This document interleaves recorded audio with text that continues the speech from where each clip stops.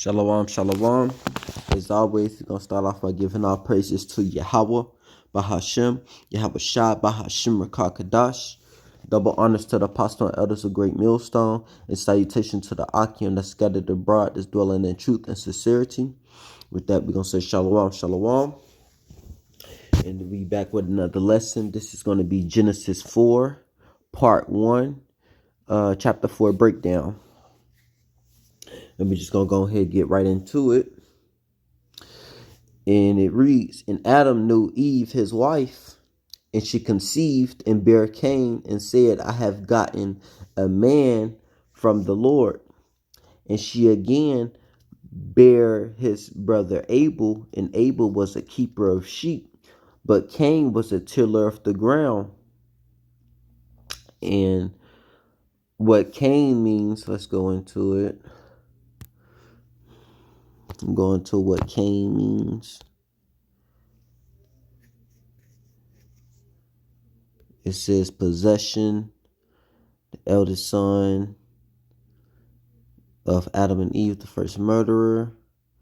But it's something I'm properly looking for properly. You type this.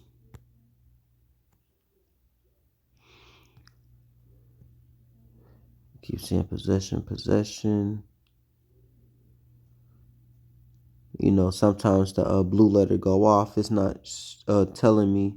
So you have to look at other definitions and things of that nature.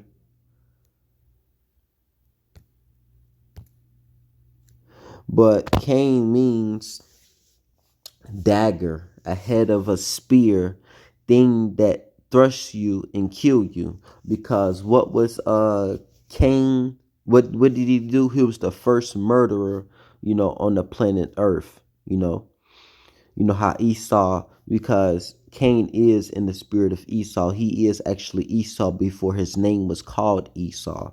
And as you can tell, that Cain came first, as Esau did, and then Abel, which as Jacob did, he came after. But nevertheless, Abel means transitory. We're going to get into that. Look at that. And it says breath. And what do we, it's not talking about like literally breathing, but it's talking about life, as the Most High said, he breathed into their nostrils and gave them the breath of life. And it says transitory right here, as you see, vanish more quickly than breath. Why? Because he was slain, Trying to look up anything. For it comes to the mist, goes away in vanity, seen by no one. All that is coming is a mist. It says shortness of his life, see? Shortness of his life. That's why it's transitory, because it came so sudden. And then where do we leave off?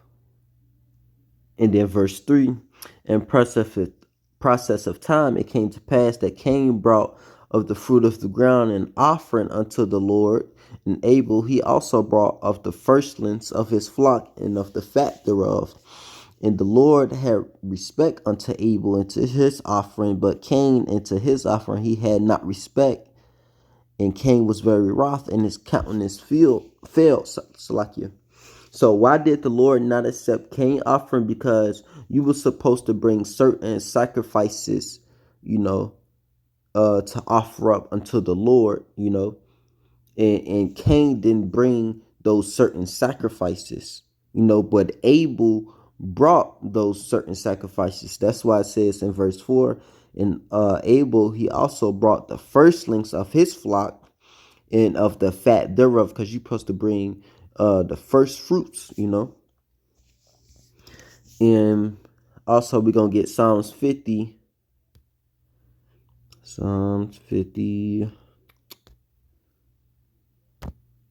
and 16. And it reads, But unto the wicked the Most High saith, What hast thou do to declare my statutes, or that thou shouldest taketh my covenant in my mouth? Seeing thou hatest instruction and casteth my words behind thee. Cain casted the Lord's instructions behind him, because he didn't do what he was supposed to do. It says in verse 18, when thou sawest a thief, then thou consentest with him, and hast been a partaker with adulterers. Thou givest thy mouth to evil, and thy tongue frameth deceit. Thou sittest and speakest against thy brother. Thou slanderest thy own mother's son. And that's what Cain was doing. He was mad at that Abel was accepted, but he wasn't accepted. And he was wroth. So we're gonna go back to Genesis 4. In verse 5, read that again. But unto Cain and to his offering he had not respect, and Cain was very wroth, and his countenance fell. And the Lord said unto Cain, why art thou wroth? Why is thy countenance fallen? If thou doest will, shall thou not be accepted? And if thou dost not will, sin lieth at the door. So when Esau got checked, he had an attitude about it, but he was the one messing up. He was the one messing up. And so if thou doest not will, sin lieth at the door. And unto thee shall be his desire, and thou shalt rule over him. When it's talking about thou shalt rule over him, it's talking about the spiritual demon Satan, because the spiritual demon Satan is their father, is Esau's father. That's who's going to rule over them, because that's who they go to. In verse 8, and Cain talked with Abel, his brother, and it came to pass when they were in the field that Cain rose up against Abel, his brother, and slew him. So he rose up against him, because all for the simple fact that Abel was respected with the father, with Yahweh, but Cain wasn't. So you know what? He said, what? I'm going to slay my brother, and I'm going to rise up against him. That's all characteristics of Esau, because he is Esau, but he destroyed him when he destroyed all the families of the earth, pretty much, when with the great flood, in the time of Noah. And then he had to be brought back again through Isaac and Rebekah, And the same thing happened again when Esau came first, was just as Cain came first, and then Abel came second, just as Jacob came second. And what did I read? Verse 9.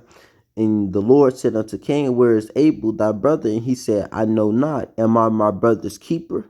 And you supposed to be your brother's keeper, And when he said, what hast thou done? The voice of thy brother's blood crieth unto me from the ground. So we're going to get that. We're going to go to Revelations 6 and 9. And when he had opened the fifth seal, I saw under the altars of the souls of them that were slain from the word, for the word of the Most High, for the testimony which they held. And they cried with a loud voice, saying, how long, O Lord, holy and true, dost thou not judge and avenge our blood on them that dwell on the earth? Because back in 2,000 years ago, right, when a prophet was slain, they was crying and to the Most High, and telling them pretty much about what they said in verse 10, when they cried with a loud voice, saying, because they got to go back to the spiritual world. And that's when they talking to the Most High and said, how long, O Lord, holy and true, dost thou not judge and avenge our blood on them that dwell on the earth? So that's how, when it says, we're going to go back to Genesis, verse 4. That's why it says in verse 10, the voice of thy brother's blood crieth unto me from the ground, and that word blood means it's talking about his spirit, because blood can't cry, but his spirit went back to the Most High. And that's how Abel was crying unto the Most High, you know. And it says, and now art thou cursed from the earth, which hath opened her mouth to receive thy brother's blood from thy hand. 12. When they tillest the ground, it shall not henceforth yield unto thee her strength. And what it's talking about, because you got GMO food here, you know, so we're saying, when thou tillest the ground, it shall not henceforth yield unto thee her strength. A fugitive and a vagabond shall thou be in the earth. So when it's talking about thou shalt not henceforth yield unto thee her strength, because we got GMO food here, you know, it's not real meat. You're not getting the real nutrients of that particular thing you eating just as fruit, you know. That's why you got so much things that's seedless when it's supposed to have a seed in the fruit, you know, because it's not yielding unto the her strength. That's the GMOs in the earth, you know, in the food. Salakia. In the verse 12, a fugitive and a vagabond shall thou be in the earth. And Cain saying unto the Lord, my punishment is greater than I can bear, you know. But he's crying about, you know, how he can't bear it, but he can bear taking his brother's life, you know. So that's the ending of part 1. Lord will that you was edified through the power and spirit of Yahweh Bashim Yahushai. So we're going to give our praises to Yahweh Bahashim Yahushai Bahashim Rakakadash. Double honors to the apostle and elders of Great Millstone, and salutation to the Akim that scattered abroad, that's dwelling in truth and sincerity. With that, I say shalom.